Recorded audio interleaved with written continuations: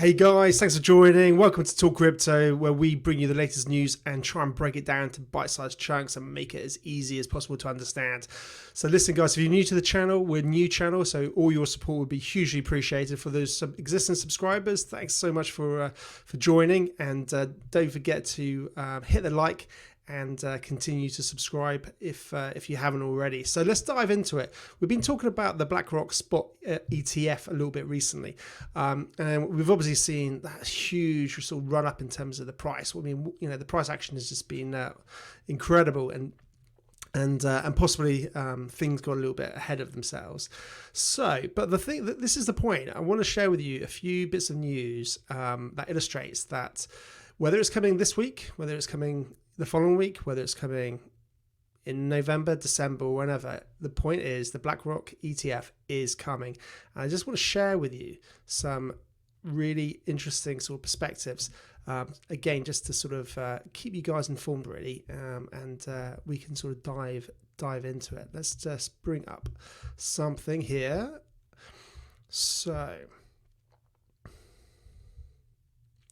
So this is the point. So we've got hard hitters like Mike Novogratz, who is the CEO of Galaxy Investment Partners. And he's saying basically that the Bitcoin ETF is coming. So let's just dive into this little video. This to happen, obviously. What would you pinpoint and specifically suggest that you're seeing around the approval process that is somehow different today than it was a year ago, than it was 2 or 3 years ago? The most significant piece was the SEC lost in court, right? The judge said, "What are you talking about, SEC? You have a futures ETF and you're saying you can't have a cash ETF. That makes intellectually zero sense." And I think that put the SEC on the back foot. And I think Gensler needs a win. There's a tremendous amount of pressure to do something that is rational. The American public wants this. BlackRock, who's the largest asset manager in the world, is out publicly saying we're going to get this done. And it's, you know, I can't talk specific about conversations our guys are having, and, you know, that's on the Invesco side. But talking to all the other people, it just feels like the dialogue with the SEC is all heading in the right direction. So, yeah, it's that was a recent interview on CNBC. And it's really interesting, and certainly another interview with a guy called Anthony Popliano, again illustrates the point why it's closer than ever. I mean, well, because 3 weeks went by.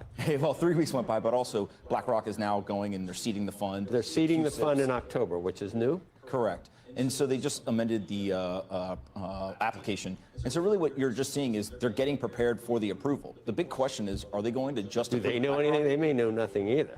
They may know nothing, but I don't think that BlackRock is going to go through all this effort, right? Remember, there's reputation risk here in terms of people know what they're doing. And so it's much more likely that it's going to get approved. You need a different change on who's in charge. I mean, you've got 3 Democrats and 2 Republicans, right? Is that we had one of the Republicans on that, and she said, I have no idea why. It makes no sense. It hasn't been approved yet. But that doesn't mean that she's going to convince her colleagues. At the end of the day, Bitcoin doesn't care about the politics of it all, right? Now, the SEC and other organizations definitely care. Well, here's the thing: is Bitcoin. So yeah, again, he's just illustrating the point that it's closer than ever, and it's going to happen. But the question is, I think, which is really the question ultimately that's going to be on everyone's lips, is we know it's coming. There's reputational risk if it doesn't, and it's not just BlackRock, of course. There's a lot of ETFs that companies are applying for. So it's likely that they're going to be a lot of companies are going to be sort of getting their approval at the same time. But BlackRock is the biggest one of them all. But of course, what's going to happen when this actually does play out?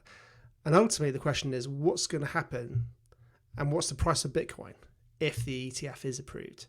And I came across this video, which is interesting. But actually, before I play that one, I want to give you the low side, and then we can sort of give you another perspective. So what level would we hit resistance if there is approval where do you see Bitcoin going, and where do you see it hitting resistance on news of a spot Bitcoin ETF being approved? Yeah, so let's just say that it does jump, and I think initially you'll see this positive reaction, this kind of momentum trade jumping in. I would take this high from 2019 and connect it through the bull market lows, and there's this beautiful trend line. You can see how it connects right through these lows perfectly. And for anyone who's not aware, Gareth Soloway is a highly experienced sort of trader in this space. He often does interviews on like Kitco and things like that. So again, worth sort of following these sort of people if you're new to the space. But to be fair, he's also made calls where there's still potentially in play a lower Bitcoin price. But again, we'll see as these things play out. But let's hear what he says in terms of the price action. Right through these lows, and that gives us around a target potentially. This would be my max upside of about $47,000. But again, what I would be doing there is I'd be looking for it to fade that and actually expecting a bigger pullback off that level. So what level? 37? 47 would be max upside. 47,000. But so that's his expectations. Now a little bit more with Pompliano was potential returns on the approval. And so the question isn't so much what happens on day one. Galaxy Digital just came out with a research report. They think $14 billion will go into the ETF in the first year. If that happens, what does that do to the price? Their expectation is that's going to drive the price 75% higher. And so that's just their estimation around the ETF. 75% higher. So if we do the maths on that, and we actually break that down. So we have had Gareth Soloway with his sort of, charting and expectations of max price of 47,000 if the Bitcoin ETF is approved. And we've got Anthony Pompliano saying, to be fair, it was actually he was going off something, a report or something that Galaxy Digital had written.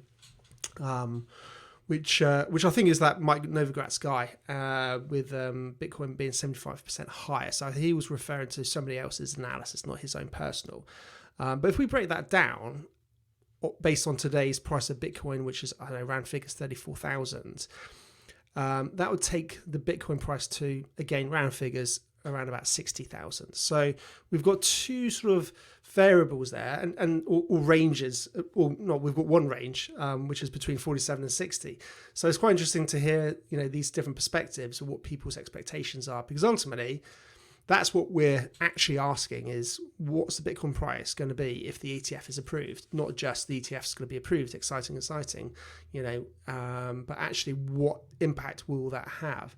So I think that's quite an interesting perspective. I did a video recently, and I was talking about potentially what the high for this year will be. And from memory, I might be wrong. You have to look back on my previous video. I think I was saying around about 50,000. So again, it's in that ballpark, which is quite interesting. So yeah, that's a little just sharing that with you guys. I thought that gives you something to think about in terms of what's actually going to happen. Now, of course, what could happen, of course, is the price has a big run up, as we saw recently with a bit of hype and a bit of maybe anticipated news. So we're going to have potentially a big run up, and when it actually breaks, maybe the price will then sort of come back. So there's probably going to be a big spike and then sort of a bit of a pullback. So again, just be careful. But if like me, you're very much focused on longer term perspectives, these sort of swings of up and downs really is insignificant in the grand scheme of things when you're looking at investing sort of 5 to 10 years. But again, it's just something to be aware of and something to keep in mind when these events happen. But listen, guys, if you've got any value out of it, really appreciate if you can hit the like, subscribe, and keep tuned in for much more to come. Take care for now. Cheers.